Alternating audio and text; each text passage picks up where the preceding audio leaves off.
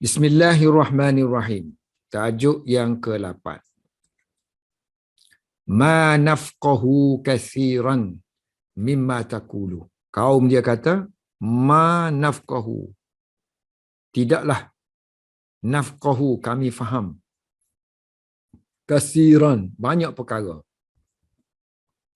Mim daripada ma apa yang taqulu kamu kata. Kami tak faham apa pun apa yang kamu kata ni, kami tak faham. Banyak kami tak faham apa yang kamu duk ceramah-ceramah ni wahai Syuaib.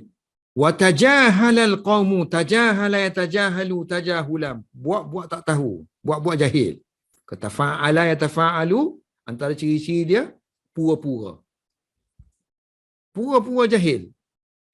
Tajahala alqaumu ma apa yang aradahu Syuaibun, apa yang diingini oleh Syuaib. Tu dakwah Syuaib tu dia orang buat aja, buat tak tahu, buat tak reti, buat tak faham. Ka'annahu kana yatakallamu, seolah-olah Syuaib tu kana adalah dia takallama yatakallamu, bercakap ma'ahum dengan mereka fi dalam bahasa lughatin yang ajnabiyatin, yang asing. Bahasa asing. Guna bahasa asing. Tak faham, jadi seolah-olah macam tak faham. Ma'a sedangkan. Ma'a annahu sedangkan dia adalah ibnul baladi, the son of country, the sons of the place, the son of the city. Maknanya dia anak watan. So dia anak watan. Ibnul balad. Maknanya bahasa tu sama dengan bahasa penduduknya. Sedangkan ma'a annahu akhul qaumi, dia adalah saudara kepada kaum itu. Maknanya salah seorang di kalangan mereka.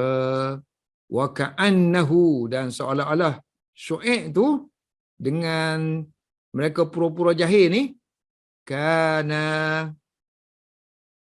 seolah-olah dia seorang yang ghaira, tidak mubinin, tidak jelas, fi dalam kalamihi, dalam kata-kata dia. Ghaira tidak juga mufsihin, tidak fasih, bahasa tidak fasih. Sedangkan Nabi Allah kirimkan sebagai orang yang paling fasih di kalangan kaum dia, supaya dakwah ni disampaikan secara optimum. Tak ada alasan lagi mereka tak faham. Kalau bahasa-bahasa ni kan, bahasa-bahasa kalau nak tunjukkan fasih, jelas, banyak guna perkataan mubin. Bayan ni daripada bayan keluarnya mubin. Bayan, ilmu bayan, maknanya bahasa yang kita guna tu bahasa yang ada bayan, jelas. Ma'a annahu, so ma'a anna dalam bahasa Arab artinya walaupun. Ma'a annahu, walaupun dia min termasuk di kalangan mereka yang ablari, paling balik